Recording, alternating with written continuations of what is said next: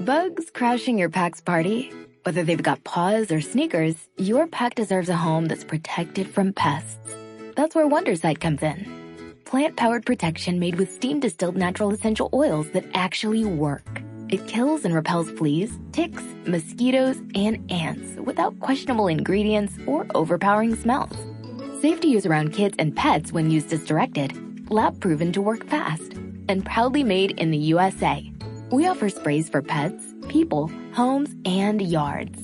Plus, spot-on treatments, collars, and even shampoos. Whatever your pack needs, we've got it covered. Founded by a pet parent looking for a better way to protect her dog Luna, Wondercide's now protected over 21 million lives and counting. You might have even seen us on Shark Tank. Go to Wondercide.com and use code WONDER20 for 20% off your first order. That's WONDER20 at Wondercide.com. Wondercide. Protect your pack with plant-powered Wondercide today. Hello, and welcome to jasonnewland.com. My name's Jason Newland. Please only listen when you can safely close your eyes. And this is Q&A Friday. Yes, it is Q&A, Q&A, Q&A Friday. Ooh. Vinny is on the floor and he is chomping on a bony thing. So he's a happy little bunny.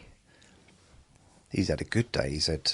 We went to the pet shop, or he calls it the sweet shop, a couple of hours ago, and it just got him a few bits and bobs, and he's very happy. He got to carry one home, and he was like the proudest little doggy in the whole wide world. He's almost like he won the lottery.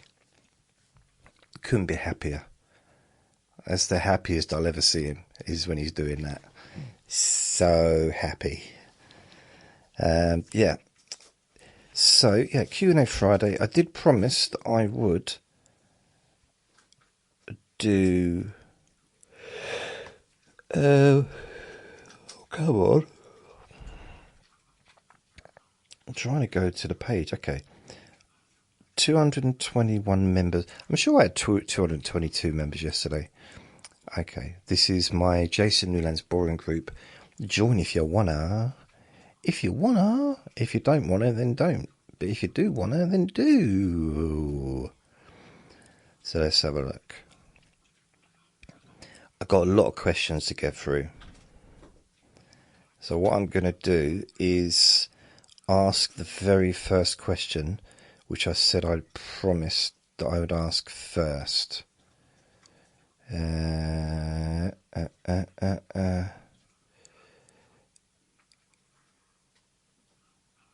Oh, okay, yeah.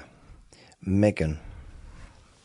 So I got questions from Ing, Christine, Megan, Christine again, Robin, Hillary, Hope, Mary, Julie, Karen, and Rich. If for any reason I have missed out anybody, then let me know, and I'll add your question for next week. I've tried to kind of get questions from different places wherever I've been sent them into one place.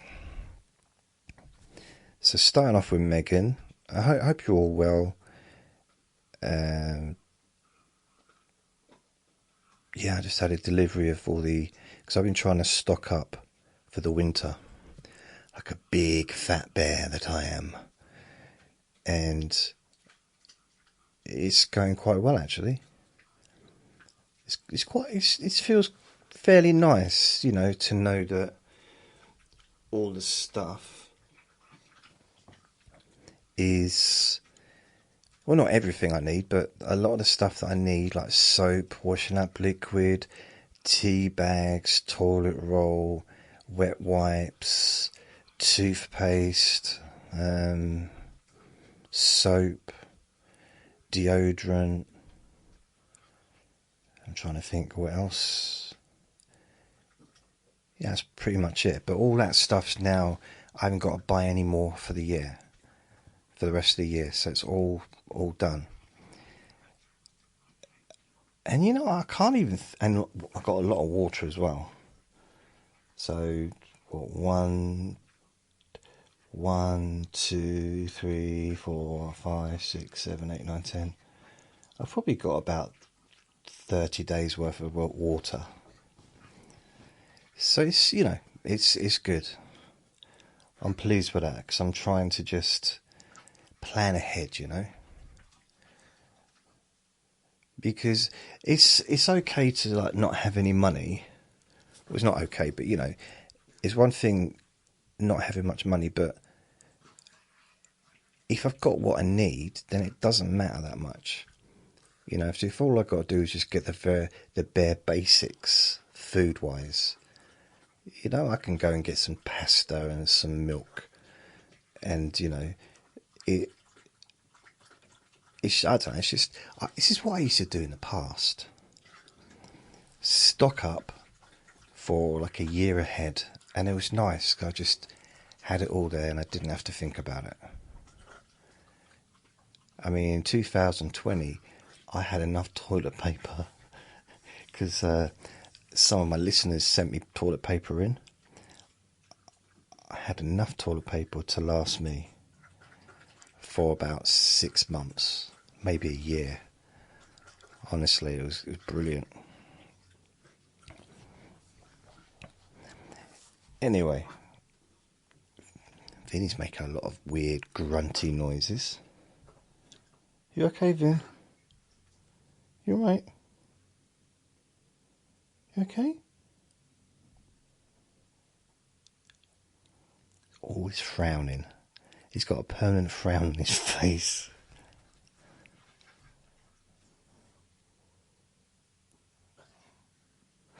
Okay, so Megan, I always want to ask a question, but I know I never hear the answer because I fall asleep within the first 10 minutes. Hopefully you get to hear the answer for this one, but I'll give it a go.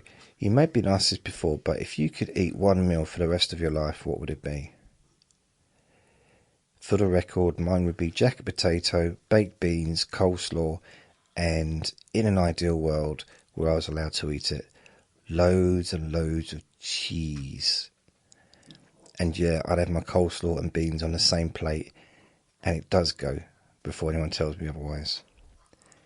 Hope you're doing okay. Thanks, Megan. Hope you are as well. I agree with you. The last bit, it does go together. Why would it have to be on a separate plate? Mind you, if you go into a restaurant, I say restaurant, I mean probably pub food, but sometimes you do get the coleslaw be on a little plate on its own, wouldn't it? Like a little dish. Yeah, I like to mix things up, really. Yeah, I like to mix things up. I like to mix things up. I'm just checking something here because it's weird, but hold on a second. Yeah, I just had to check something quickly because I thought the microphone wasn't working, but it does seem to be. So, the same meal every day. I'd probably go for a roast dinner, like a Christmas dinner. Yeah, I mean, I think if I had to have the same thing every day, the same meal every day, I probably would get a little bit bored.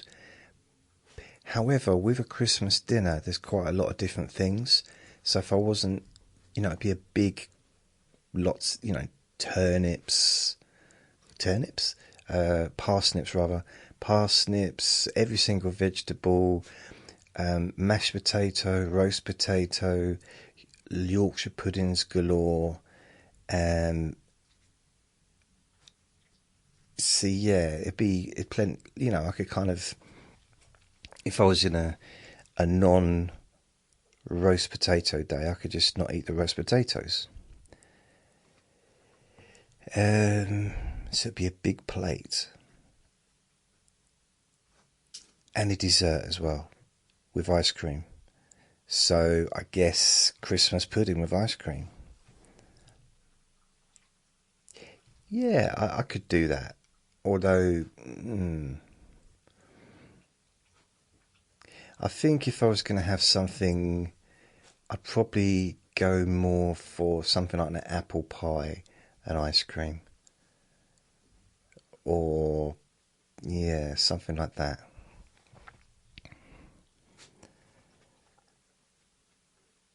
Yeah, I think so. I think a roast dinner. I do like a roast dinner, and I really have one.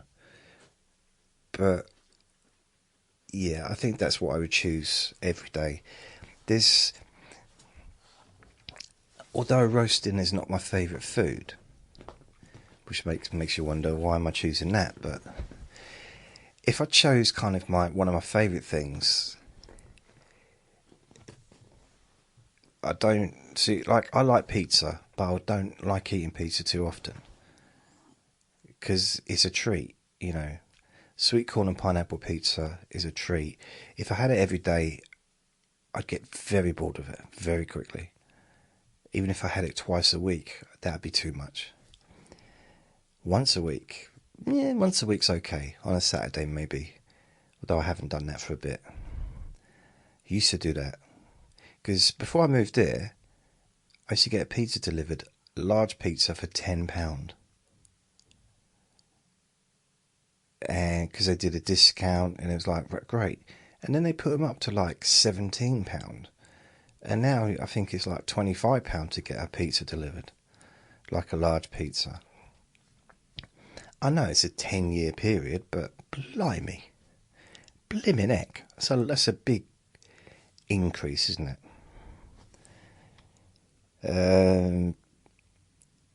So yeah, that's kind of... I'd like to have a menu. I think if I could like have a menu, the same menu for every day, with lots of different options, that would suit me better. But at the same time, I do kind of eat the same things every day. So if you was to say, what would I have for breakfast every day? Well, I do have the same thing for breakfast every day, and it's ready break with some dried fruit on top. So I have that every single morning. And it's my favourite meal of the day, if I'm honest. That's the one thing I probably enjoy most. Because I've gone like, 8, 10, whatever hours without eating. And yeah, I enjoy that meal. Well, it's not a meal, is it? But I enjoy that little bit of food. Is it food? Is ready break food?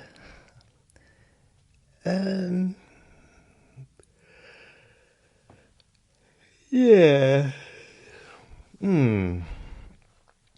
I think that'd be it. However, if it was like, what... I don't know how much I'd enjoy eating it every day, though. Yeah, I'm going to stick with that, a roast dinner. But, with lots of garnishings and side plates with stuff. It's like Yorkshire puddings, as many as I want. Yeah, so it'd be a meal, but it'd be on a table. Vinny, please don't bark, please, mate. Please don't. No, don't turn your head because you're trying to hear more. So I'm trying to stop him from barking, and he's listening, but he's turned his head now. It's like with his ears flicked up. Don't. There's nothing of interest to hear, Vinny. You've got me listen. You listen to me and be bored like everyone else. Come on. Don't need you to be barking. He's been very playful today. It's been nice. So I hope I answered your question, Megan. I don't know if I have, but I hope I have. I think I'm going to go for roast dinner. Christmas dinner. But without the hat. Without the Christmas crackers. Do you know, at Christmas, right, three of my family members came down to where I lived, my town. It was beginning of Christmas. It was like, I don't know, first week of December, something like that, on a Saturday. I couldn't book the place we normally go to, when we meet up for a cup of coffee or whatever. So what I did is, because it was full up, like Christmas dinners were booked, so I contacted the local pub, just up the road. And they said, and I did it online, they said, yeah, it's fine. What do you want to order? And I ordered the food, Christmas dinner and everything, expecting when I got there that it was going to be full of people having their Christmas dinner. And it wasn't. It was just, had a few people in there drinking. And we were the only table decorated for Christmas out of all the tables that were in there. Because it's quite a big pub with like a restaurant area as well. 2 restaurant areas actually. And I felt very self-conscious. I really did. I don't know, being in public, and might as well just have a big sign saying, look at us, look at us. So I couldn't relax. I couldn't relax, to be honest. I just couldn't, because I was in public and my dad insisted on me wearing a Christmas hat because he wanted to have a picture took and stuff. Like, I don't mind if it's at home or if it's, inside a private place, but I don't want to wear a Christmas hat in public. It's just my little thing. I just don't. It just doesn't fit well with me. But at the same time, it was still nice to see them, but didn't kind of go how I was expecting. Right, Ing asks me, do you prefer personal questions or general ones? Do you have questions that you didn't answer before because they were too personal? Did I have any questions? Well, I can't tell you what those questions are, can I? Because they were personal. I don't mind what kind of questions I get. Really, I don't mind. If there's one I don't want to answer, then I'll just be vague and I'll just make it a very short question, very short answer.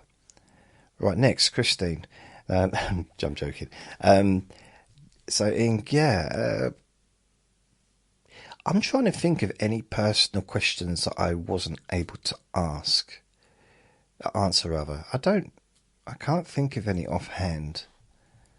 There's been some questions put to me that were worded very, very unusual, and I didn't quite understand really where the question was coming from. That's quite rare. It's just my lack of not really getting what the question was.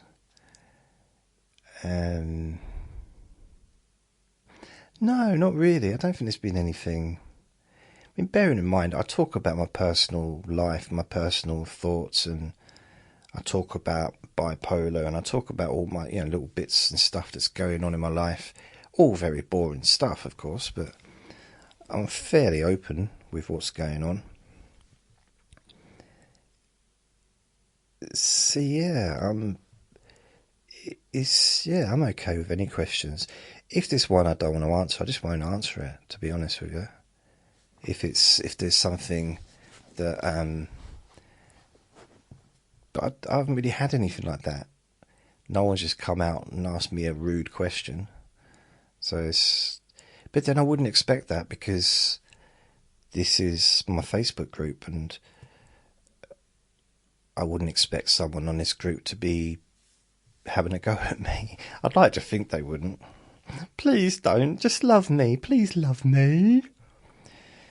So Ing, I can't think of anything that I didn't answer.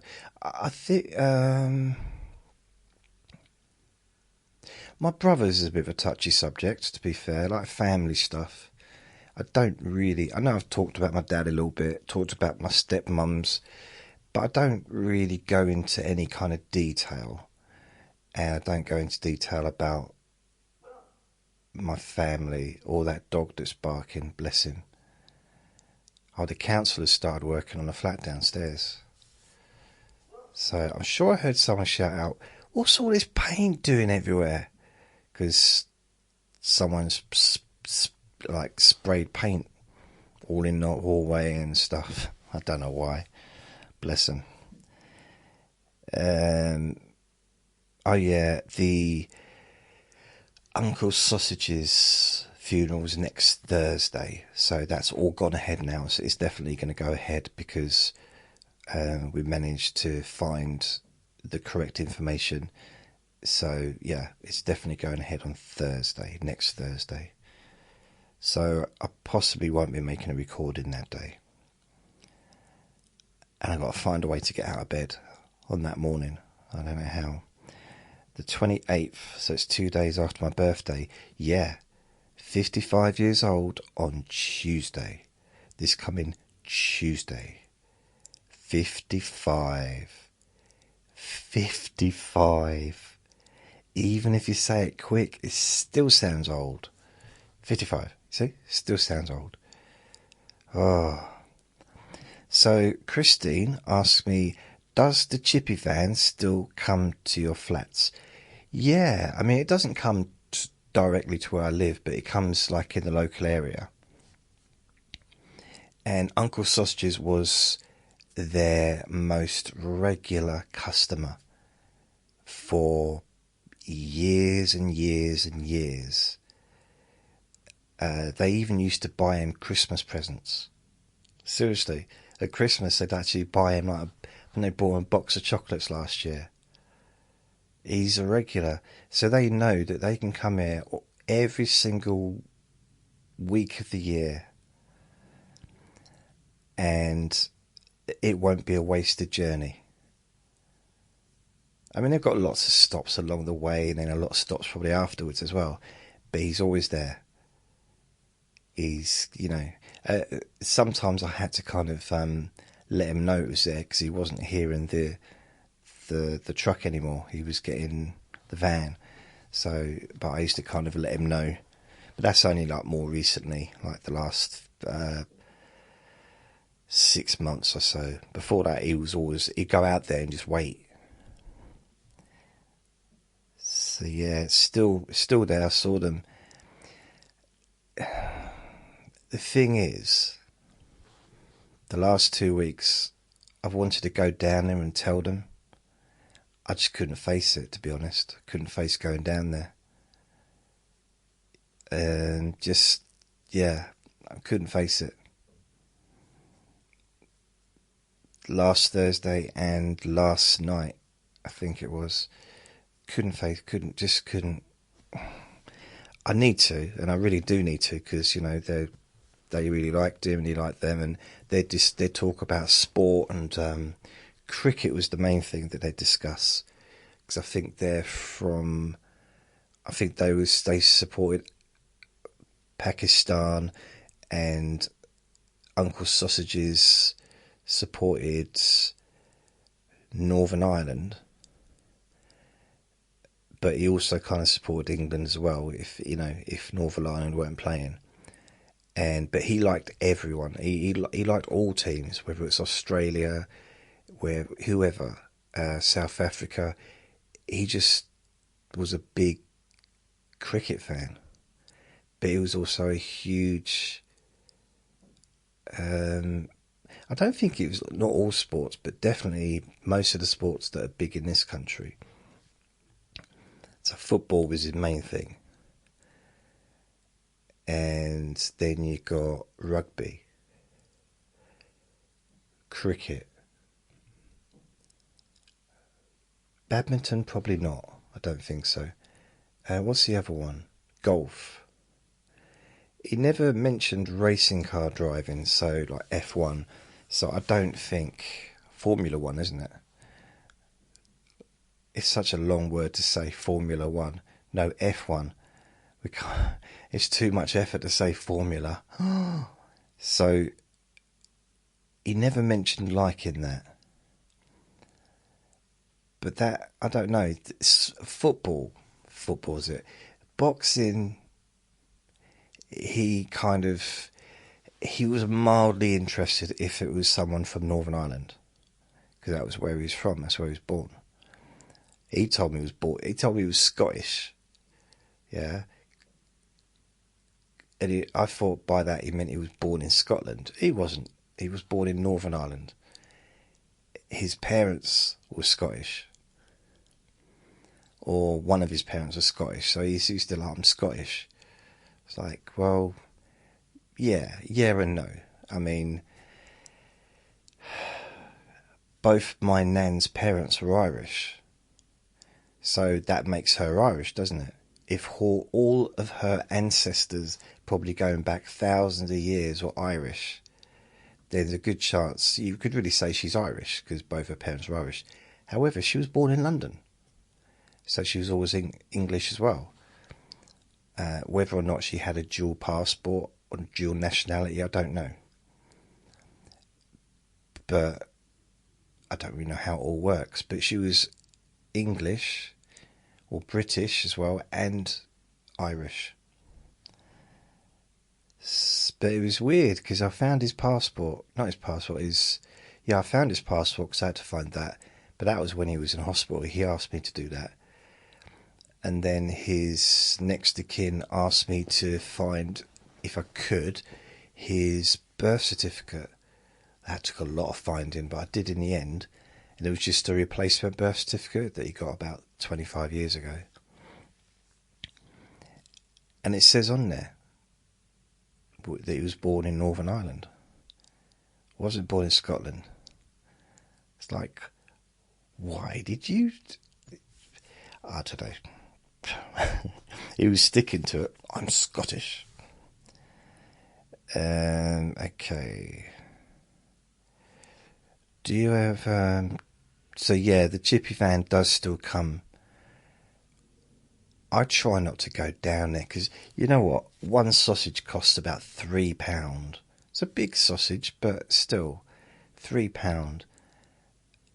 And I can get like a whole pack of sausages I can cook.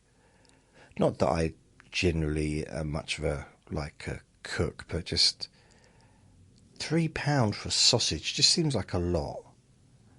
Maybe I'm behind the times. But it seems like a lot of money for just a sausage. £3. Can I say it one more time?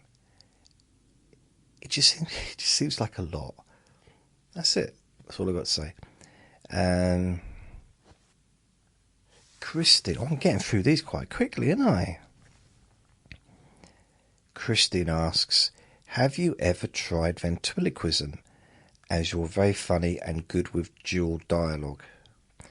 Well, thank you very much, Christine. I do actually have a ventriloquist doll. That's a weird one, isn't it? It's true. And I did do a video on YouTube ages and ages ago. But I did have Vinny at the time. And Vinny did not like it.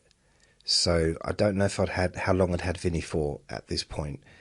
So I ordered this thing off of, I guess probably Amazon. And so I'm doing a video. I'll tell you what I found strange is if you're not resting your arm on anything, it does take its toll on your arm. Holding this thing up all the time and just moving your hands and stuff. I don't remember. The video's on there. It was a Let Me Bore You to Sleep video. It's on YouTube somewhere. Shall I try and find it? Let's try and find it. I don't even know if it'll be on here. YouTube. Because there'll be a picture of me on there. If I put in search... Let me bore you to sleep. Let me bore you to sleep. Just skipping down. There's too many. There's way too many. I'm like, yeah, it would take me quite a while to try and find that. At the moment, every single new recording I do gets released onto YouTube as part of my podcast. So all 6 versions get uploaded, and there's way too many. It's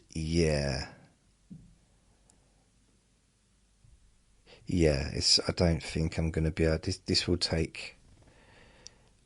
There's probably a quicker way to find it than the way I've chosen, because it might have been a live one. No, I don't think I did it. It might have been. I don't think I did though, but it might have been. I'm just looking. I'm looking and I'm looking. I'm looking. Dibbity doo, dibbity dee. I'm looking. No. Anyway, it's one where I'm actually on the camera with Vinny for part of it. And the dolly, the doll, ventriloquist doll. There's too many. I've made too many recordings. It's very difficult to find stuff. Very difficult indeed. Ooh. Look at this.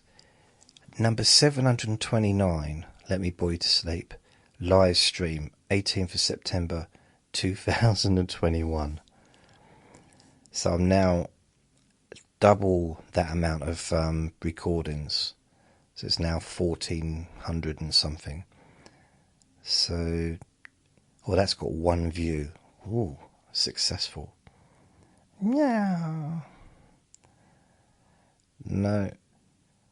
It's got to be somewhere. It's got to be. It's just got to be. Oh, I found it. It's called Shout Out. Welcome to Get Sleepy.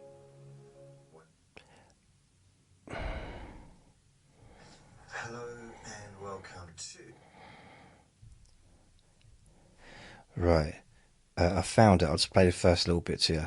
Let me bore you to sleep. My name's Jason Newland, and this is excuse me. It sounds like me, doesn't it? That is a boring podcast to help you to... Right. So this podcast episode is called Shout Out to Tammy, Let Me Bore You to Sleep.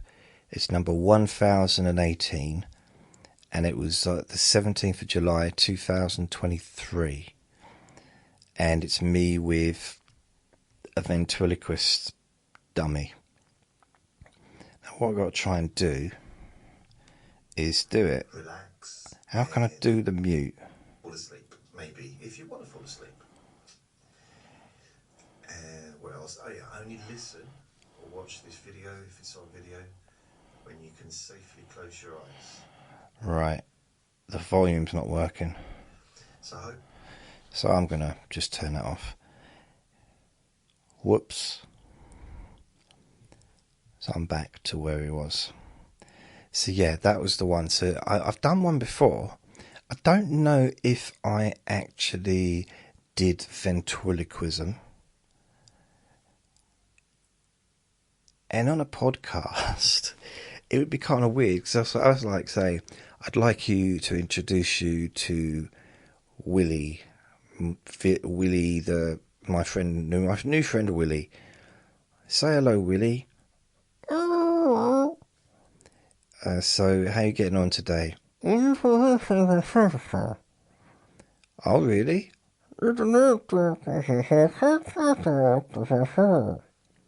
Oh. I have no idea what you just said. The thing is, you can't see me, so why am I I might as well just talk. Then it's not ventriloquism, is it then? You know what I mean? I can pretend I've got something, my hand inside something. Okay, rephrase that. I pretend that I've got like a ventriloquist doll here, but you wouldn't know if I have or not because it's not. You can't see me. I wanted to be a ventriloquist. Not like full on. Not in a way that I wanted to be a kung fu expert and a karate man and a singer and all the things that I wanted to do when I was younger. But I thought it'd be fun because I grew up and there was quite a few ventriloquists around when I was a kid on TV, like Keith Harris with Orville and Cuddles. There was Spit the Dog. There was Sooty and Sweep. I mean, yeah, they were puppets. There was The Muppet Show. And there was things... bum, ba-da, ba-da, bum, bum. I'm trying to think of others. But there was a few. Oh, yeah, Emu. That was... and yeah, so there's quite a few different ones when I was a kid. And Orville... Well... Yeah, Orville was my favourite. But I did like the monkey as well. So like because he had the monkey and Orville. He had different characters, but Orville and what was his name? The monkey. He kept saying, "I hate that duck. I hate that duck." And Orville would go, "Oh, I love you." See if I could do the voice. I had a #1 hit, I think. I wish I could fly right up to the sky, but I can't. You can. I can't. I wish I could do the things that the other birds do. You can. I can't. Look, Orville, who was your very best friend? You are. I want to help you mend your broken heart. Now listen to me, Orville, Orville. Yeah. Who was your very best friend? He's staring at me. I want to help you mend. Oh, you are. What I told you you are. I want to help you mend your broken heart. I realised that he gave himself more verses in that song than he gave Orville. Didn't he?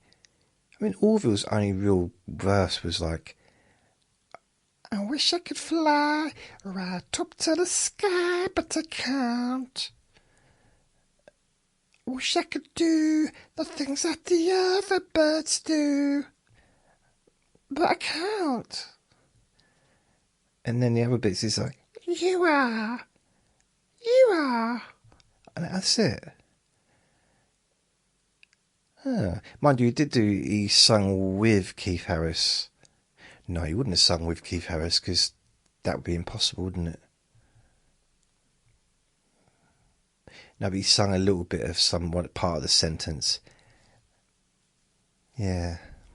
Anyway, I kind of wanted to do... I'll tell you who was my biggest influence as a kid, like quite a young kid, comedy-wise. And that was Kenny Everett.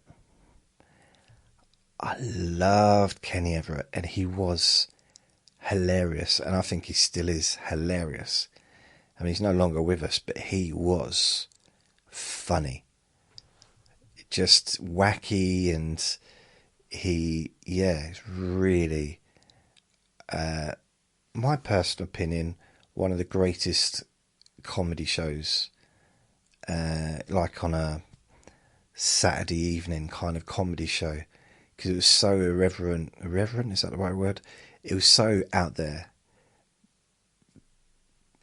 I don't know, it was great, really great, and he was so funny. And he had all these characters, And I kind of learnt his whole thing. And I used to do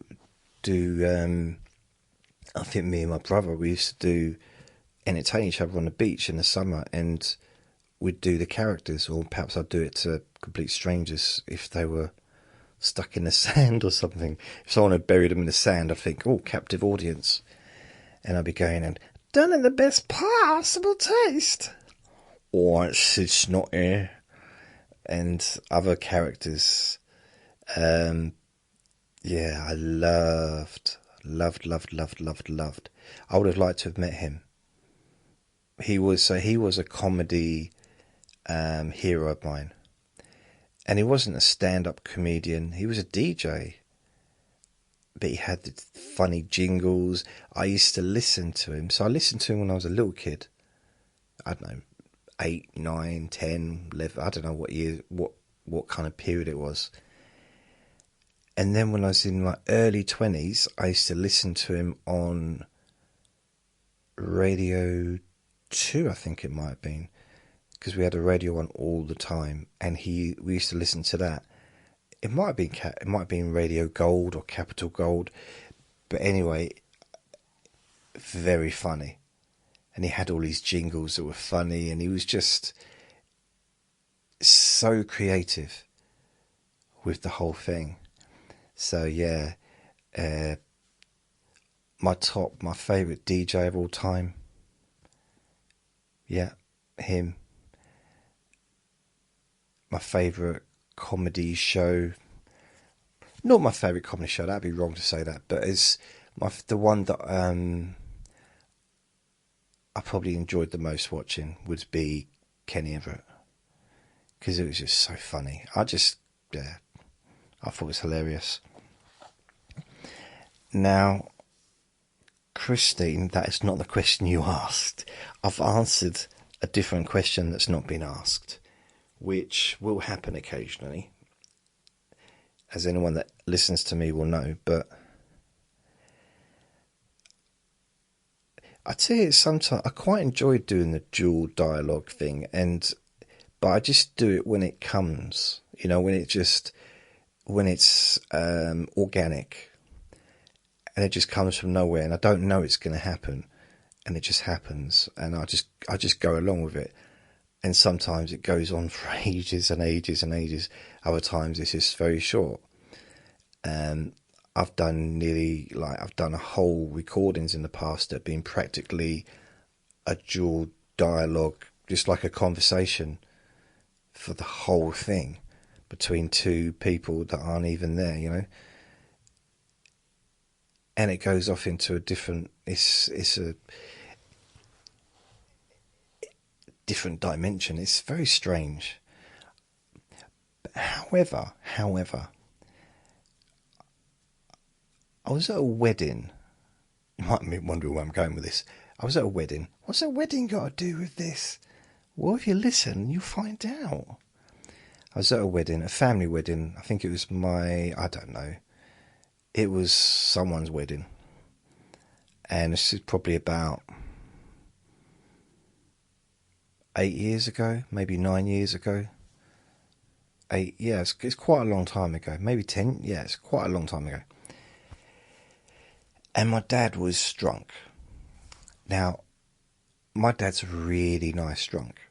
Like, he's the most chilled out, relaxed, happy drunk that there is. And I've only ever seen him drunk probably 3 or 4 times in the whole time I've known him. He just never really, he doesn't really drink to excess. I think he just paces it throughout the day. But he doesn't. I've not seen him drunk very often. He got drunk one Christmas. This was probably when I was in my 20s, maybe my 30s. But he just overdid it a little bit, and he had a bit too much to drink before dinner, and he ended up having to go to bed. But he was up a few hours later, and everything was fine. It just overdid it a little bit, because he is Mr. Christmas. He absolutely loves Christmas. It's Yeah. In some ways, he turns into Father Christmas or Santa Claus when he's drunk. Like whatever time of the year it is. He's kind of that jovial, happy, kind. I don't know how to explain it. It's just really, So he's. I want to say good drunk. He's not drunk as in falling over, but just but drunk. Anyway, he was sitting at the bar. So this was after all the wedding stuff and all the free food, which is why I went. And we were at the bar. I was drinking. Bearing in mind, I don't really drink anymore. Since I moved here, I stopped drinking regularly. So 10 years ago, I still had my weekend lagers. And then probably within a year of being here, I wasn't hardly drinking anything. I got bored of them. I didn't. Maybe it's because I suddenly had a bit of space of my own. I'd worked towards getting this place. I didn't need that. I didn't need it anymore. Not perhaps, I don't know if I ever needed it, but I did.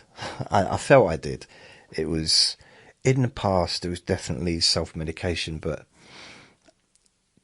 just prior to moving in here, it was pretty much only weekends at that point. It wasn't every day. And then it turned into never. And I haven't drunk alcohol on any kind of regular basis for about 9 years. So when I go to like an event, like a wedding, and I've been to 1, 2, maybe 3 weddings since I moved in here. Maybe 2, maybe 3. And that's the one event I seem to not be able to do without drinking. It's like a mixture. It's too many people. It's a little bit of emotional because, I don't know, it brings up emotions, I suppose. And alcohol's the only thing that seems to get me through it. But it's very rare because I don't go to many weddings. There's 2 in the last 10 years or 3. And before that, I can't even remember. I mean, I've been invited to weddings that I've not gone to. Just because I don't really like them, really. Too many people. Too many people. And funerals, never drink at. I know better than that. Would not drink alcohol at a funeral. So that's something that I've kind of definitely know about myself. So that's good. It's good to have a little bit of self awareness, I suppose. Why am I talking about this? Oh yeah, my dad. So at the wedding, my dad was sitting on the bar stool at the bar. Me and my little brother walk up to him because we're just chatting, and we walk up to him, and he's on the phone. So he puts the phone to his ear and he starts talking, and he's having this conversation, and he's saying, "Oh, wait a minute," to us, wait a sec, and he's talking, and it's the weirdest conversation ever, and it's very funny as well. So you can only hear his side of the dialogue. And it goes on for about 10 minutes. So me and my brother are laughing at some of the stuff he's saying. And my brother takes the phone out of his hand. He said, "There's no one there." So my dad was just making up a conversation on the spot just to entertain us. Or maybe to entertain himself as well. And it's like, okay, that's interesting. Because that is something that I tend to be able to do as well. I'm not saying that it's a special gift. I'm sure everyone could do it, but I remember years ago, like when I first started doing these type of recordings, I didn't used to call them "Let Me Boy to Sleep." I used to call them, what did I used to call them? Thinking Out Loud or Pretending to Think. That was another one I used to call them. Pretending to Think. That's good. And I had I had a few different versions of this before I did this, going back, 13, 15, 16 years ago. And I had a friend that told me that I needed psychiatric help because I was doing this like stream of consciousness conversation going on, and he thought I was ill when actually I was just having a bit of fun. Bless him. Or her, whoever it might be. So no, I've never tried ventriloquism, not in front of an audience. Although I do think I might have gone on stage with a ventriloquist doll once and just had it in my arm and ignored it and just did my act. Because I thought that would be a funny thing to do. I actually, one of my first ever gigs, it might be my first gig, I was at the comedy club and had a new act night. And it was one of my first gigs I'd ever done in London. So I go on stage. I had a piece of paper with some jokes, none of which I don't think got a laugh. But anyway, it was still, something. And this, I did get a laugh from what I did here, is I picked someone out of the audience and said, "Are you okay to come on stage?" And this big, hefty bloke gets on stage. I say, "What's your name?" He said, "Zed." And I said, "Oh, I'm Jason, hi." I said, "If you just stand there, please, just hold this piece of paper." And then I ignored him for the next 5 minutes. And he's laughing his head off. And the audience are laughing, not at me, but at him. So technically it was quite a good gig, but it wasn't due to me, it was due to him. I didn't realise he was also a comedian as well. And we became good friends after that. Because what was weird is he was on right after me. Which I didn't know. This is the first time I'd been in that club, so I didn't know anybody. I mean, I can't believe he got on stage. Why? The fact he was sitting in the front row just before he gets on stage, I could never do that. I'd have to be at the bar pacing or something. He was so chilled out and relaxed. And then he went on and got his own gigs, started his own comedy clubs, and he always gave me work.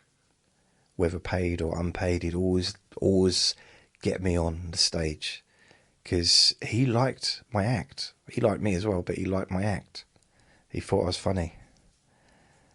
The only person in London that thought I was funny, but hey, at least one person did, hey.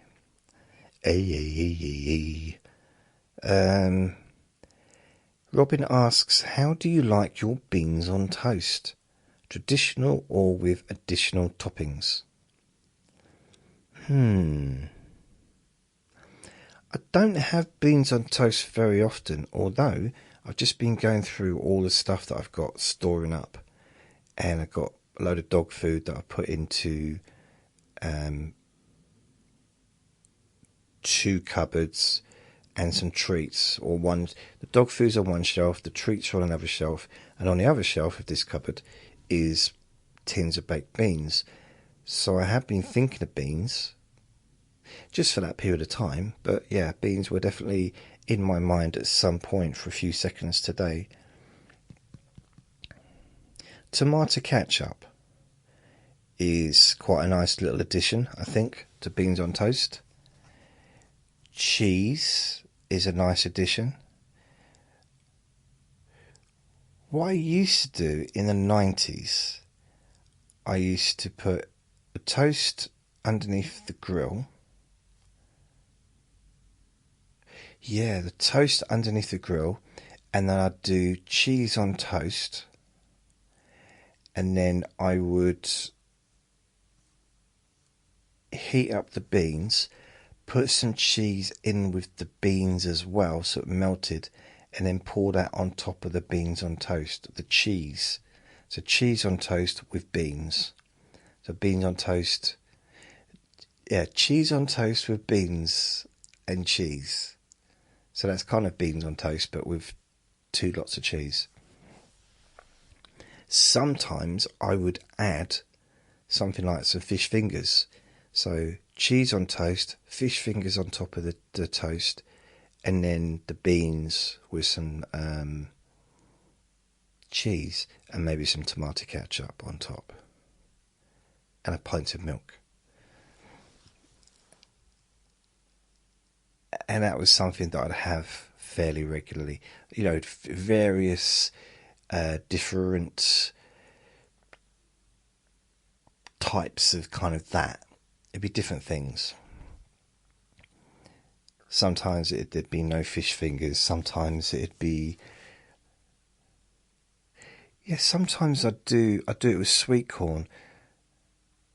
So cheese on toast with fish fingers and then sweet corn on top. Now, I realised that's not answering the question about how do I like my beans on toast, because you didn't say sweet corn on toast, did you? And sweet corn on toast might sound like a weird thing, but actually, if you've got some cheese and something else on there as well, sweet corn, not like a big tube thing, you know, how it's grown, but, you know, individual sweet corn pieces. Can be quite yummy.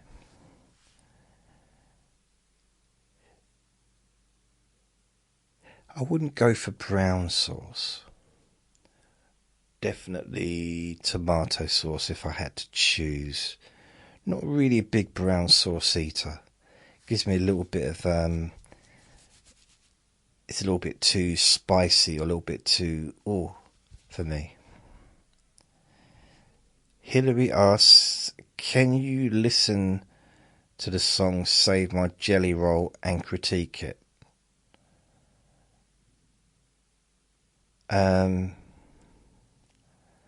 Not while I'm doing the podcast. Is it your song, Hillary? I'll try and have a little listen to it another time, but maybe I'm just wondering what it's about now. Is it a weird? Let me just have a look. What I'm going to do, if I can. What's it called? Save Me by Jelly Roll. I'm going to get the lyrics.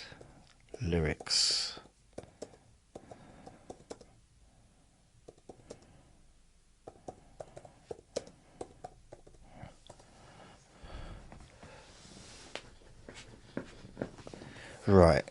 Song by Jelly Roll 2020.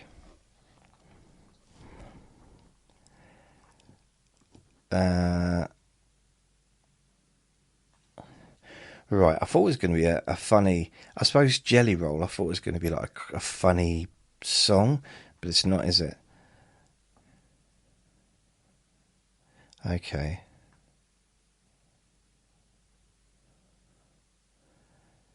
Okay, right, yeah. I'm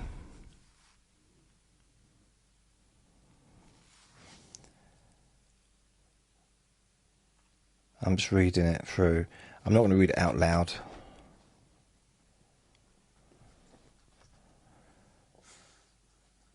Okay.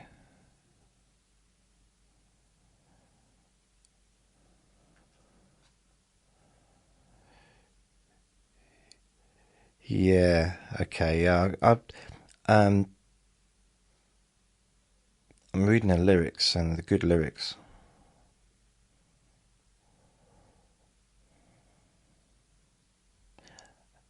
I'm feeling a little bit depressed now, though, but thanks. It's a heavy lyrics. I've not heard the song, but yeah, it's from the looks of it, it's quite a powerful song, and I can relate to some of what I saw there. I'll actually have a. The thing is, sometimes I like a song and I don't know what the lyrics are. You know, I remember there's one song years ago, I think the late 90s, and I'd be singing it. And I'd be doing the washing up. So it's Christmas dinner.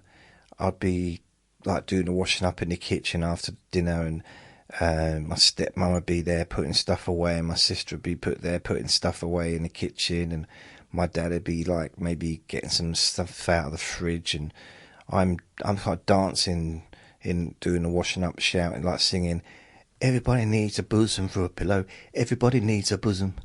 Everybody needs a bosom for a pillow. Everybody needs a bosom. Burning 45." And I didn't even realise what. And they're looking at me like, "What do you mean everyone needs a bosom for a pillow?" And like, okay, I wasn't realising what I was actually singing. I just liked the tune. I liked the beat. I liked the. You know,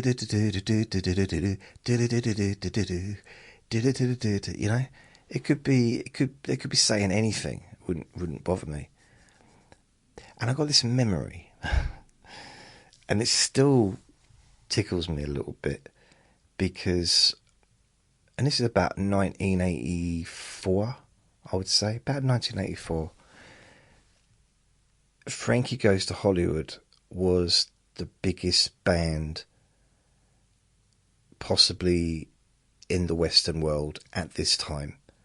They were banned. They were a band that was banned, and being banned put them to number one. But it wasn't just that; they were actually really good.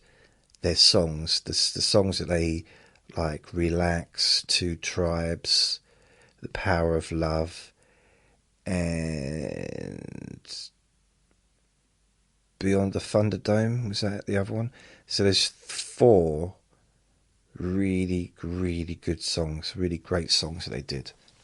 I don't know what else they did, but that's my memory of that. Well, the song "Relax," bearing in mind it was banned, the video was banned, the song was banned from Radio 1. So, and also bear in mind my stepmom was only probably 27 at the time, maybe 28, so she wasn't old, so I thought she'd be aware of what the song was about, but I don't know if she was, because she was dancing to it in the kitchen and singing the words, because they were playing it on, I think it was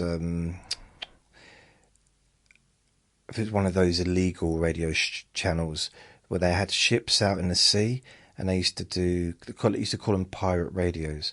So everyone used to listen to them. It wasn't illegal to listen to them; it's just illegal for the people to do it, because they were competing with channels that were paying for licenses and stuff. I guess, like, I don't know who. But I just remember her sort of dancing, "Relax, don't do it when you want it." And I think, okay. And it was weird. It's like, and then she like, just when it came to the "when you wanna," that bit, and I had to leave the room laughing, because it's like, this is, you not, are you? No, I don't want to see my mum dancing to that song. It's just weird. It was just very strange, but still a great song though. It's not my favourite one out of their songs. I think "The Power of Love," the power of love, the power of love, when you wanna come. No, and then "Two Tribes." Didn't that get banned as well?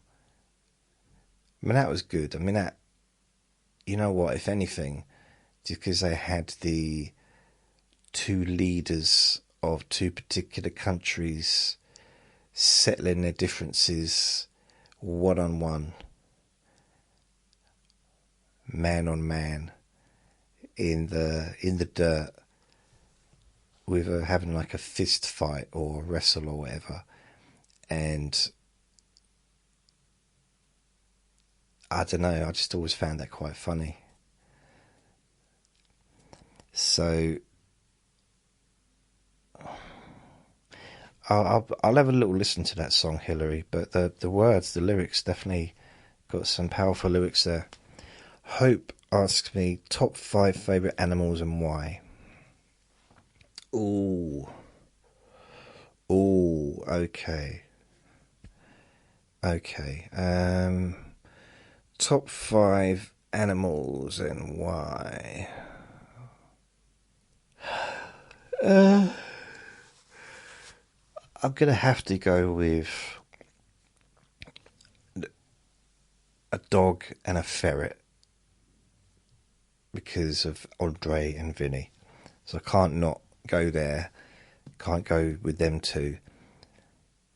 Before I had either Andre or Vinny, my favourite animal, I would say, would be a penguin.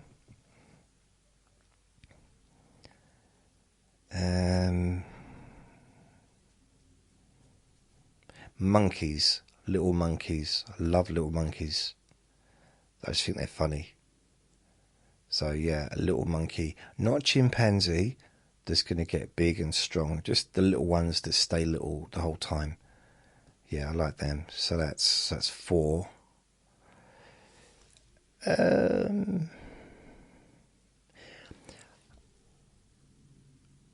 I like elephants because they seem to be very peaceful animals.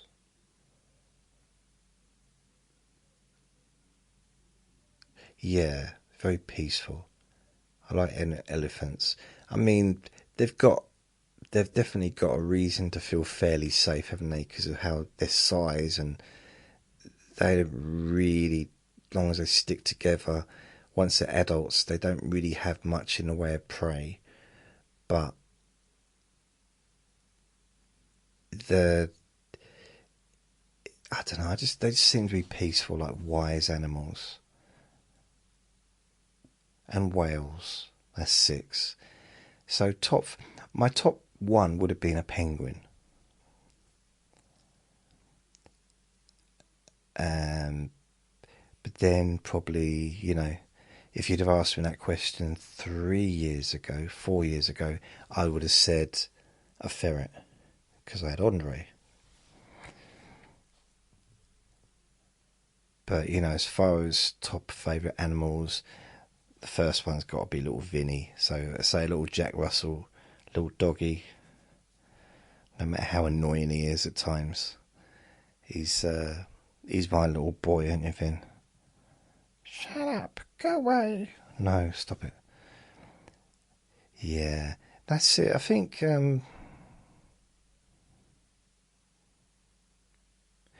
I like peaceful animals. I quite like foxes. I know they're not everyone's favourite cup of tea, but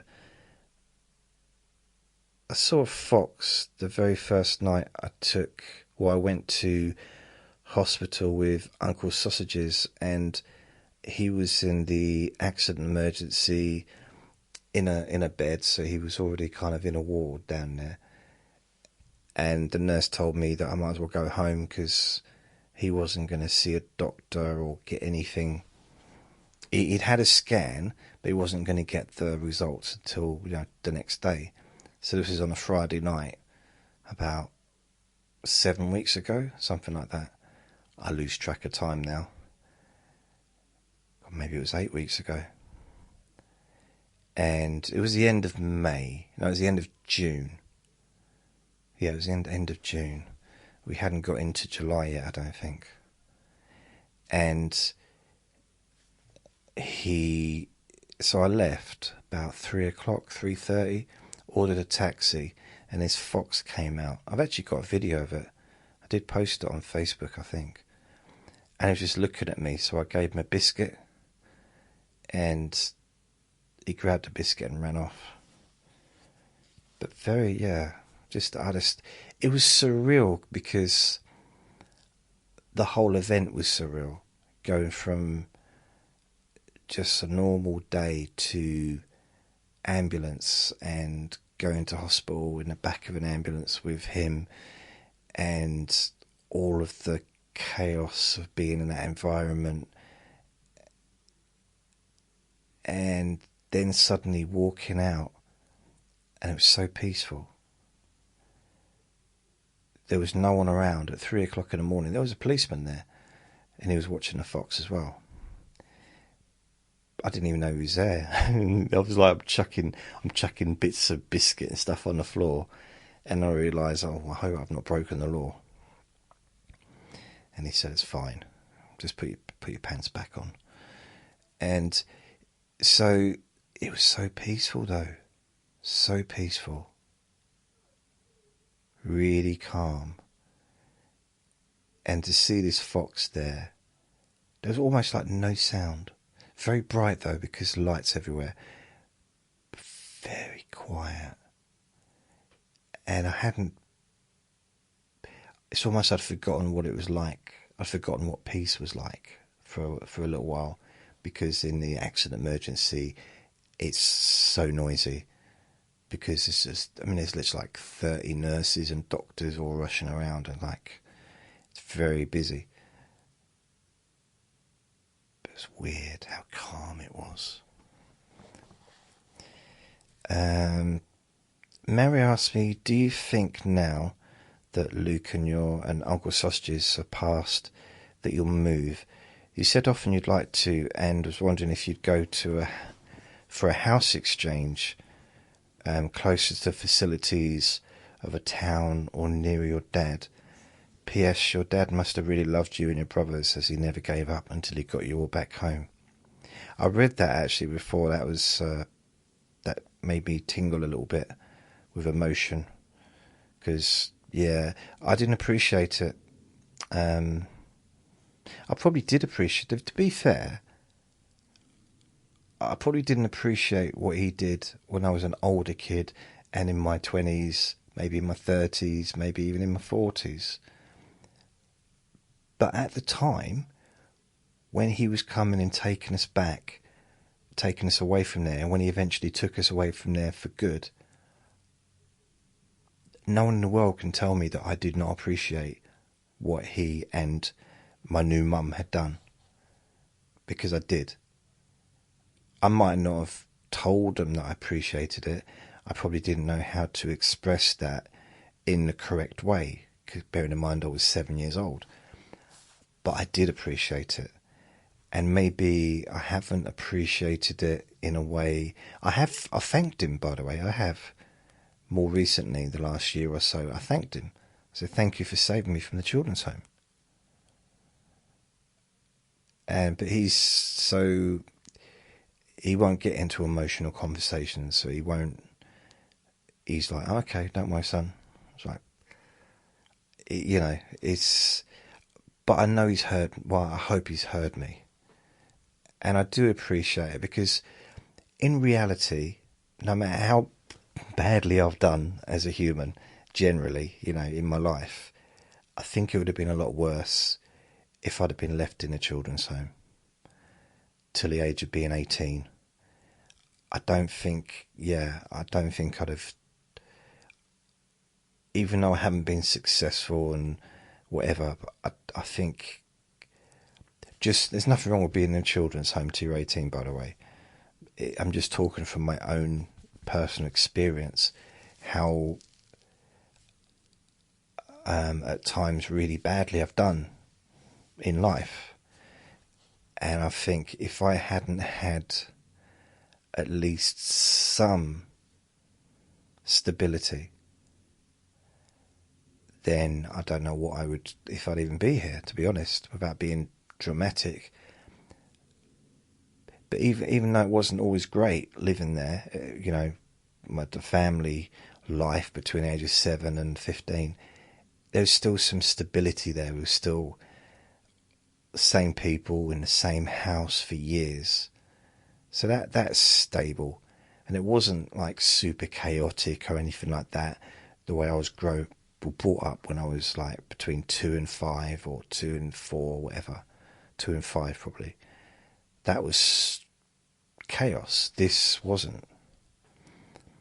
So yeah, it didn't prepare me for life as an adult. But then, how do you prepare for that? I don't know. I didn't know that I had what I had. I didn't know that I had what was ever going on inside, and stuff I hadn't dealt with, and so yeah. But I do appreciate my dad. I started to appreciate my brothers more as well, even though I'm never going to tell them unless they're listening to this.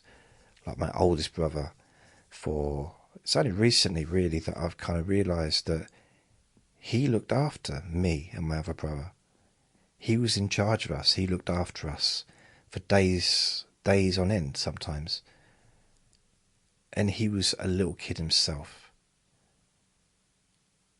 You know, I'd be 4 years old. He was only 8 years old. So, and also my other brother, so all the stuff that's happened, there's a reason for that. You know, there's a reason for what happened later in life. So yeah, it's...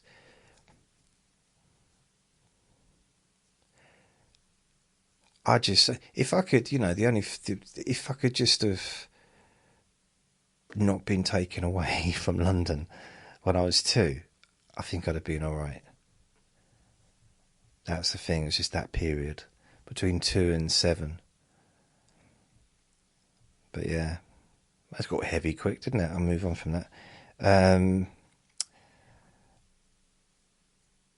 I don't know about moving anymore. I really don't know. I'd like to... I've got this as a base. This is somewhere. I'd like to perhaps start travelling. Not now, but like in the future.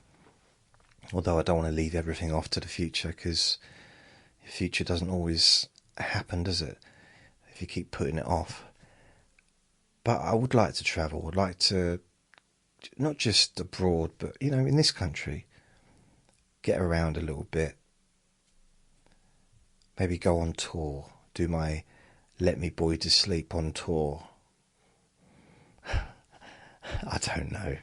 Get a little minibus. So, I'm not sure. I don't...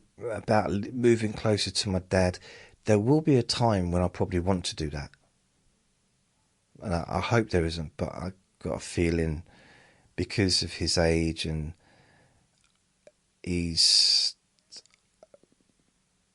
do sometimes wish I lived a bit closer, because then I could just pop round and see him, have a cup of tea, see how he is, and, pop round Christmas Day, or basically get free food, really, get some dinners and stuff, and then that'd be handy.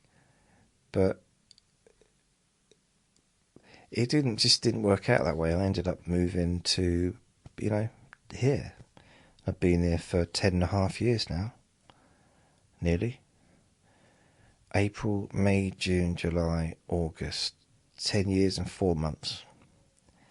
Julie asks me, do you have any tips for dealing with depression? I quite like to...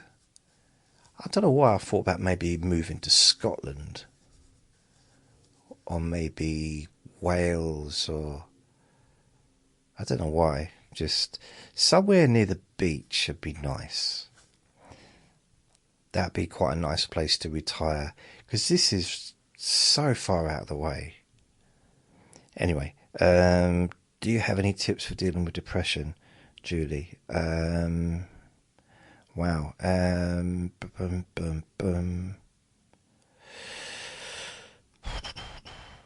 Seek medical help, I would say. So,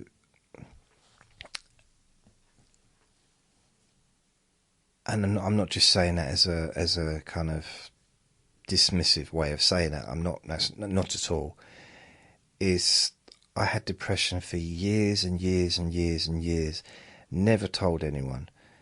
Never. I didn't even know that there was help out there. I didn't know that really things like medication, or I just put up with it. And I'd had it since I was a kid. Since I was a kid, I was up and down, all over the place, since I was like a child. And it was only when I was 25, after being ill for about 7 or 8 months, with stomach problems, which I'm guessing now would probably be called PT, what's it called? Stomach stress. Oh, I don't know. I forget what it's called, but I possibly had that. But I got tested for loads of different things, and I was 24, not 25, 24. And ultimately, the doctor said to me, it's stress. Put me on antidepressants, and within a short time, all the problems left. All of the physical ailments left. And I couldn't believe it. And it had a change. It changed. I put weight on, put half a stone on, which was needed. And I just felt different. So I didn't get any counselling, but then I was back on antidepressants 97. So it was 95. 97 I was back on them. And I did get I got counselling for the first time. And then, I was on and off them for years until I was finally diagnosed with bipolar in 2010 December, when I was 2011 December. So I was 41 years old. And so, yeah, speak to someone if you're going through a depression, because I think there's different types. I mean, you've got grief, bereavement. I know some would say, well, that's not depression, but it is. But it's for a reason. Because a lot of depression can sometimes feel there's no reason for it. I mean, I've been in the past, I know this is getting quite serious, but in the past I've been in the most amazing environments, and I felt like I couldn't have felt worse if I was at a funeral. And I didn't know why. There was no reason for me, no obvious reason for me to feel that way. And so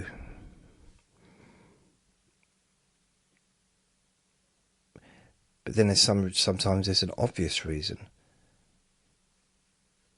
If there was a period in my time, 97, where I lost my job, my girlfriend, and I couldn't afford to pay the rent, didn't have enough money for food, like all at the same time within like about a month of each other. Yeah, I was depressed, and kind of, what else would I be in that situation without the coping mechanisms or any kind of safety net, anyone to help me, or asking for help. So yeah, it's ask for help. That's my thing. That's my tips. Ask for help if you're dealing with depression. Now, I don't know, Julie, if you're coming from a perspective of someone that's got depression that hasn't been diagnosed with depression, that's not on medication, or someone that's going through it regularly that has medication, and just sort of has it regularly and on and off and stuff. See, I have it, but it's part of the bipolar, so it's kind of, it's not all the time. When it hits, it's hard, but it's not all the time, thankfully. I mean, I've had like months and months and months of it when I was younger, but I'm on medication, and so I've had depression separate from the bipolar, and yeah, so all kinds of things. And PTSD I was diagnosed with in 2003. Like, what are you talking about, PTSD? Like, how can something affect me? I'm 32 years old. How can I be affected by something that happened when I was 4? And I really didn't get it. I didn't understand how something traumatic happening all that time ago could affect me as an adult. It didn't make sense to me. But yeah, so I would say seek help, ask for help if you need it, talk to someone.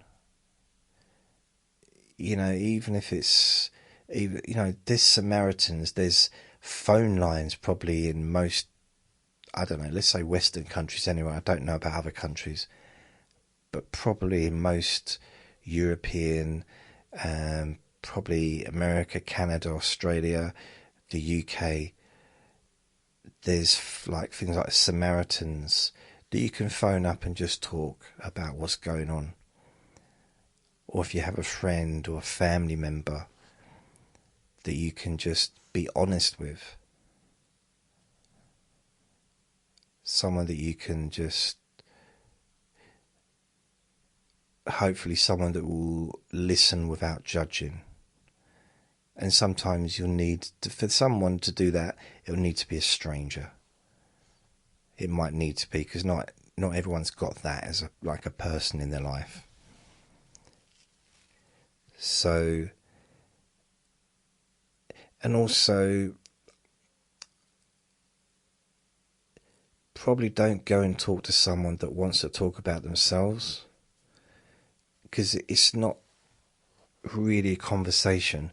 So if you got someone that wants to just have a normal conversation, telling them your problems, I'm not saying don't, but sometimes telling those kinds of people your problems, they're just waiting to talk about their own stuff, and that's not always helpful. So if you got a friend that you can trust, and maybe ask them, is it okay if I just talk to you about what's going on with me? So kind of maybe ask permission, not in a kind of, in a nice way, a very loose and gentle way, just to make sure that they're in the right space. Because I remember when Luke, before he went, he was in a bad way before he left us, very bad way. And he phoned up, he told me, he came up here and he told me he phoned up 2 of his closest people that he would talk to on the phone.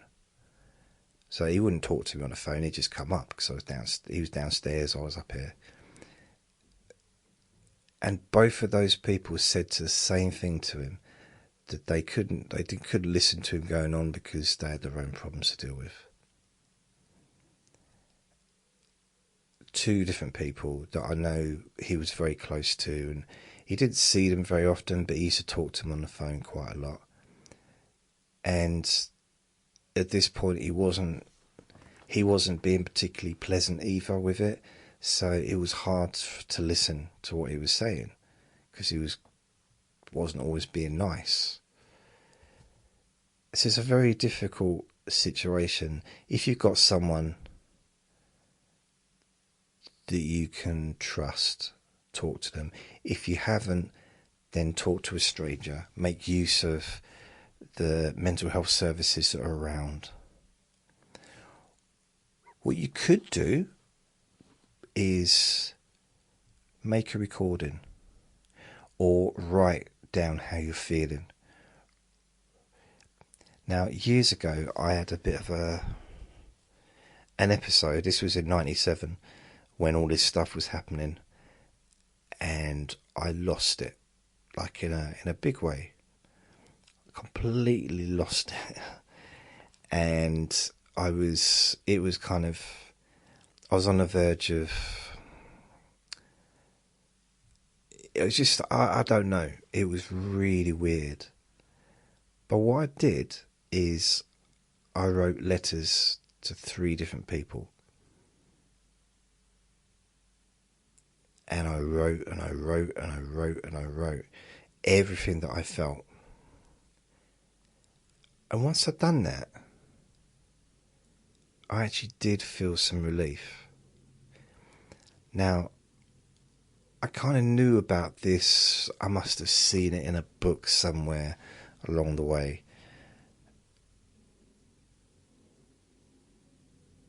Yeah, I don't know where. Maybe I saw it on TV. But this is '97. This is long before wasn't doing hypnosis or NLP. I hadn't really even any interest in, counselling. Never had counselling at that point. That was a few months later. But it definitely helped, writing down how I felt.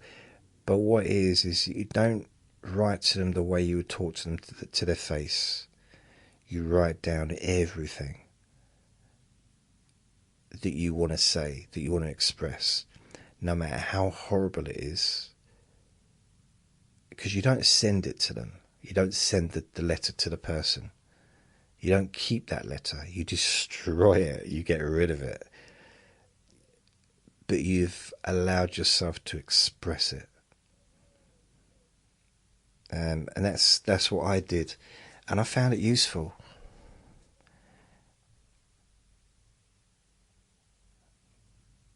Another thing I did when there was a real big family thing that happened that summer. And I spent probably about 3 or 4 or 5 days, all day, just writing in the pad.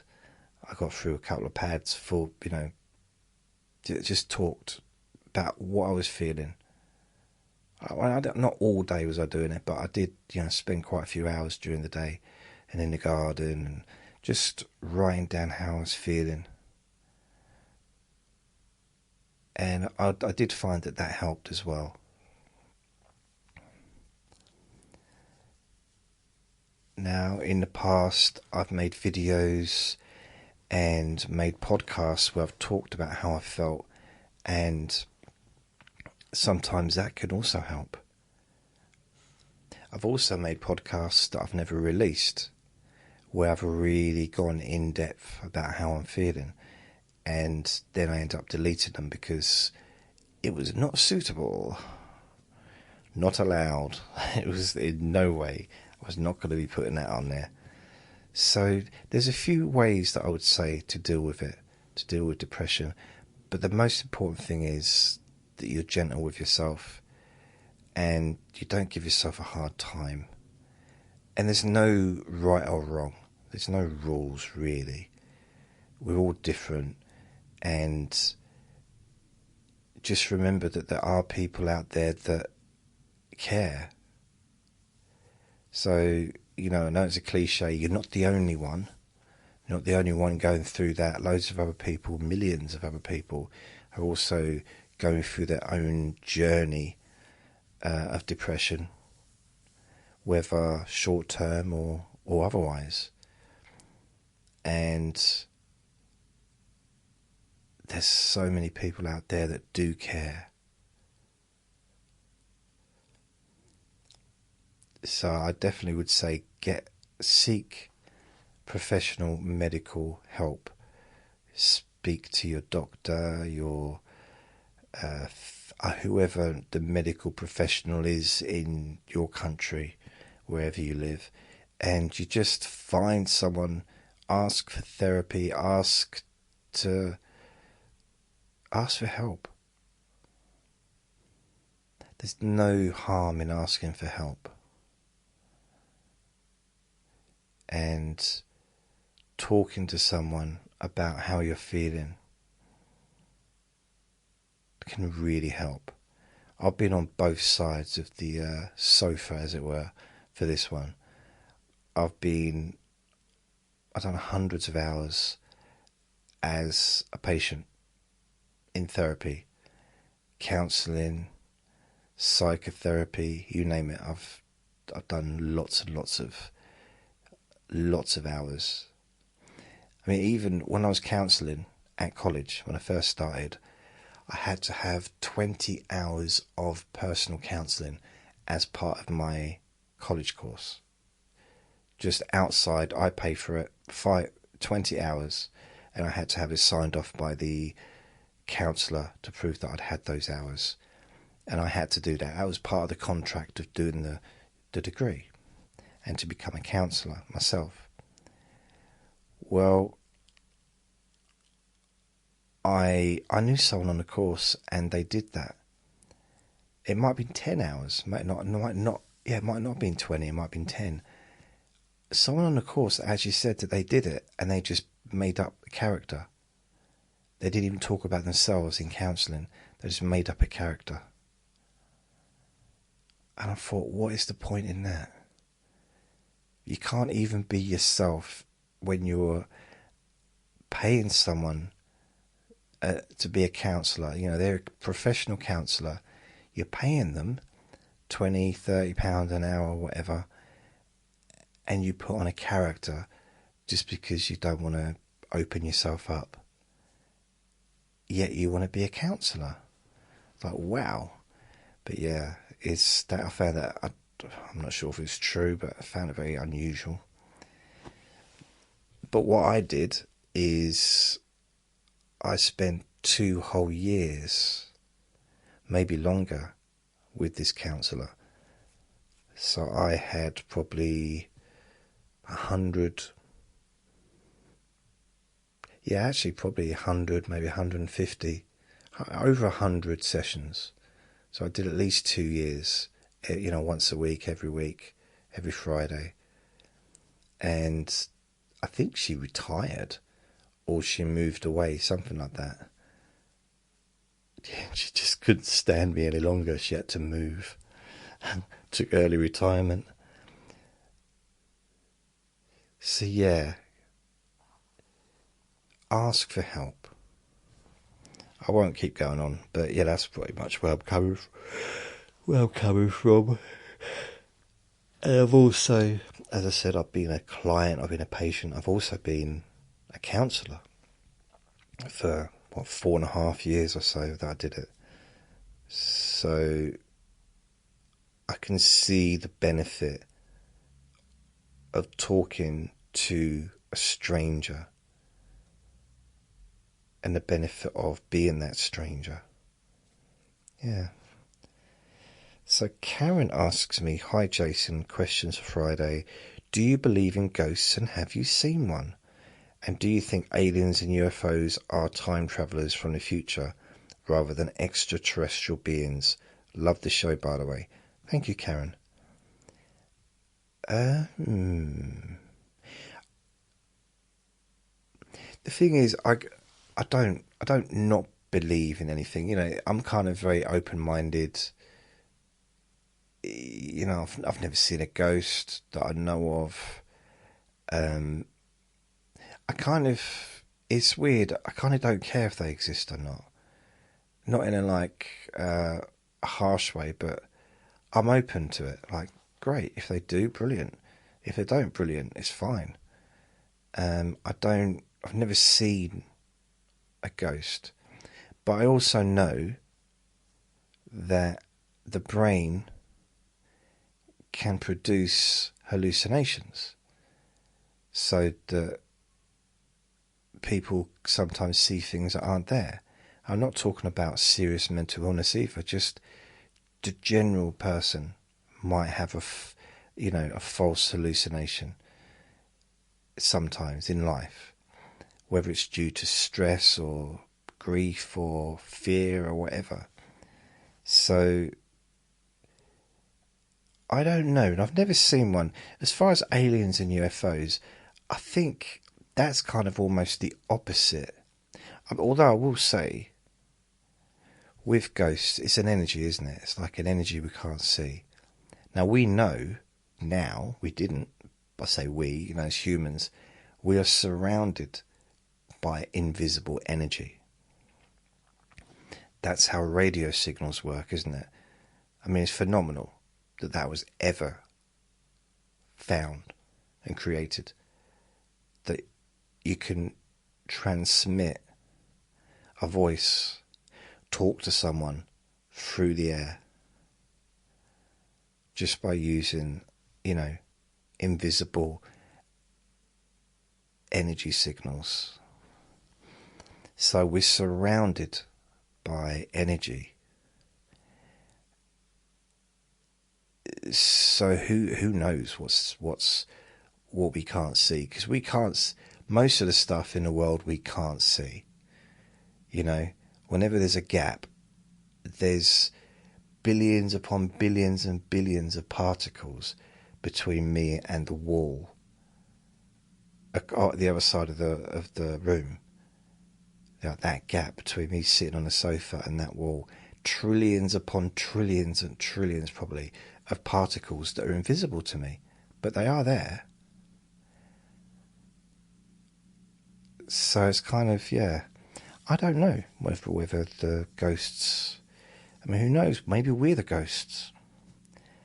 Do you think aliens and UFOs? So I think, I'd love to say this with some kind of originality, but it's pretty much impossible to be original with this. It seems absurd to think that if the universe really is almost infinite, and there's billions and billions of planets, that we would be the only one with life, this kind of life, intelligent life, shall we say. So I'd both say I reckon there are other beings out there, and I also hope there are. I really hope they are. I think that'd be so exciting, and I hope to see it in my life. I don't want an alien invasion, nothing like that. I don't want like Independence Day to happen, but I'd love to see just, I don't know, I think it's amazing. It's exciting. And I think it'd be brilliant. Time travelling, I don't know. I mean, I sometimes think, I reckon we're all aliens just landed on this planet. Can you hear that motorbike? Bless him. Oh, is he driving off? Oh, he's a good little bunny. He's driving off. Thank you. Bye. Safe travels.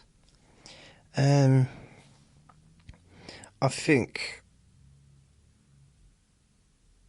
I'd like to be a time traveller, but technically we're all time travellers, aren't we?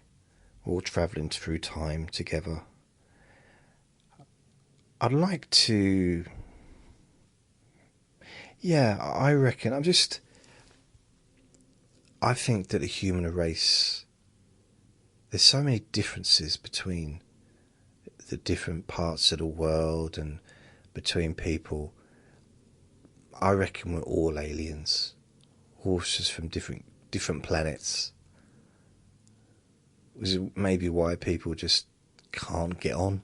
Maybe sometimes they just have such different viewpoints and such different mentalities, different ways of thinking, and maybe that's a planet thing. You don't know, do you? Maybe people from Jupiter can't get on with Mars. men are from Venus, women are from Mars, or whatever it was. And maybe it's the, we can get on to a degree. Maybe it's very difficult. I don't know. I hope that there are aliens. It's going to be even more harder now because of AI. There's so much absolute, I don't know what the right word would be. I've noticed it more. I don't even like being on Facebook anymore, like the normal kind of. I like my little group, but there's so much rubbish coming onto Facebook, which is just made up. It's all AI. Pictures of people together that have never even met each other.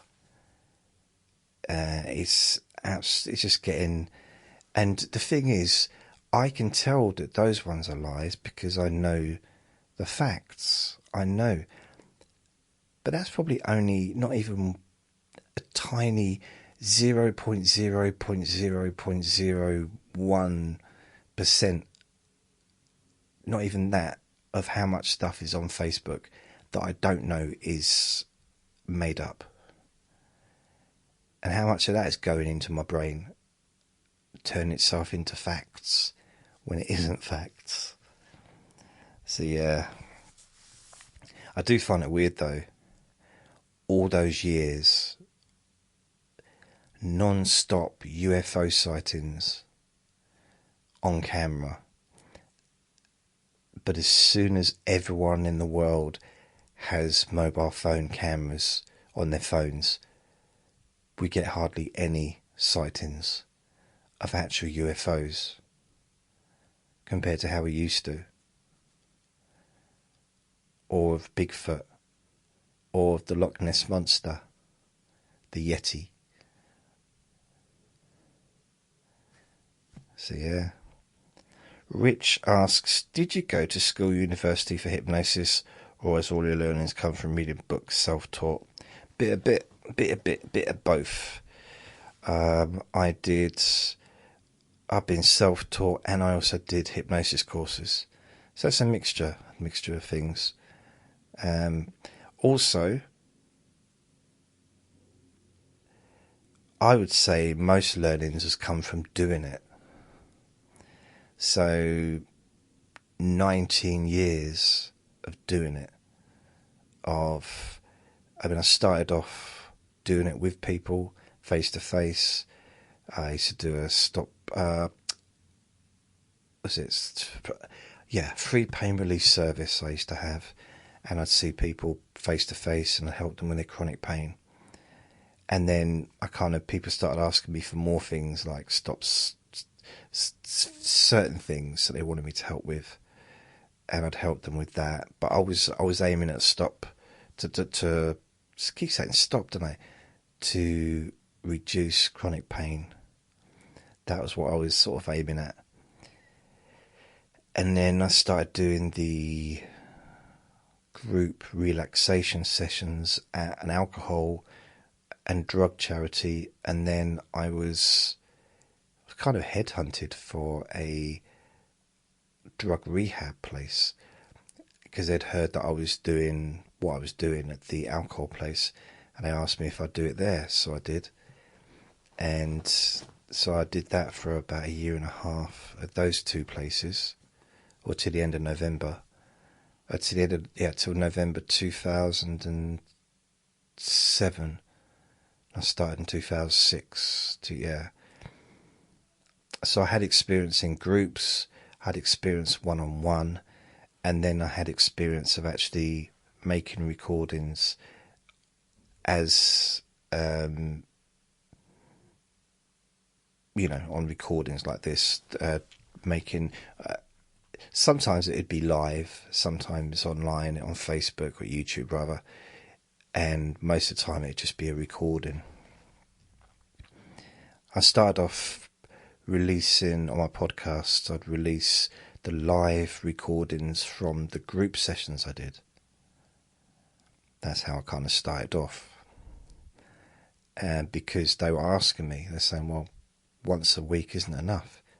We want to be able to hear you more often. So I thought, well, first of all, we did CDs, but that was getting expensive for the charities. So I just stuck them on my website, and it kind of grew from there, really.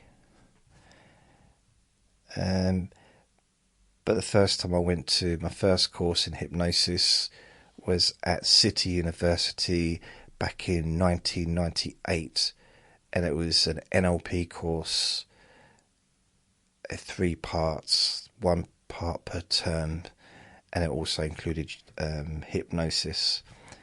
Then I was buying books from then onwards and reading them, and then I started doing courses again 2002 in hypnosis, and yeah, just kept going. Did another course 2005.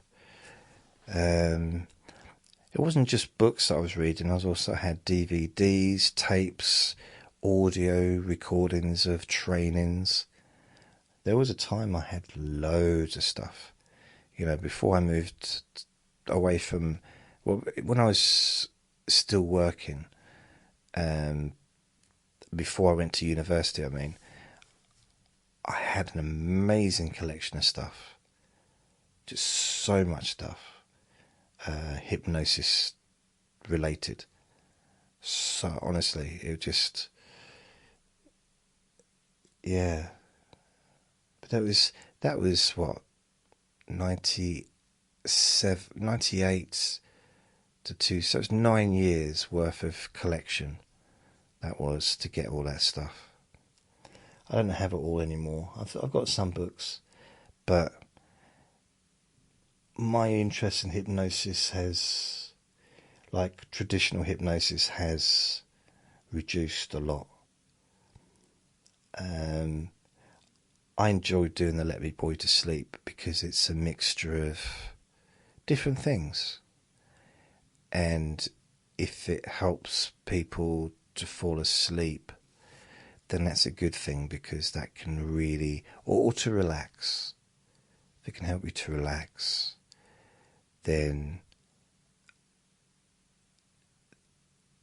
it can have such an amazingly positive effect on your life, without me sort of doing some kind of trancey stuff and talking, you know, like that. I can just be me. I've got a slow voice anyway, naturally. Probably monotonous, I don't know. And yeah, so this suits me better than, yeah, it suits me better than the hypnosis stuff. And for some reason, I don't really know why, but the Let Me Bore You to Sleep seems to be a bit more popular than the hypnosis stuff I do. So I think, yeah, I'm thinking more of just focusing on this moving forward. Because there's no one, the thing is with the hypnosis, there's loads of people you can listen to hypnosis for, and I know we're all different in the sense of like voice, and different in the sense of techniques and strategy and the way things are done, but no one does what I do here. People do, maybe, I don't do what they do either, but everyone does their own thing. But this is, I've not really heard anyone else do this type of podcast, the Let Me Bore You to Sleep. I mean, there is a podcast called Bored to Sleep, or Bore Me to Sleep, or something, but it's not this. And there's no, I'm not putting anything on, I'm not putting on, you know, a super slow voice. It's just me, this is how I talk. And yeah, it's kind of real, I suppose. I don't know. Maybe. But that, ladies and gentlemen, I do believe is everything. All the questions answered. I hope you got to hear the questions or the answers. So thank you for listening. Remember to be kind to yourself, because you do deserve to be happy. And remember to be gentle with yourself. You deserve to feel safe. Lots of love. Bye.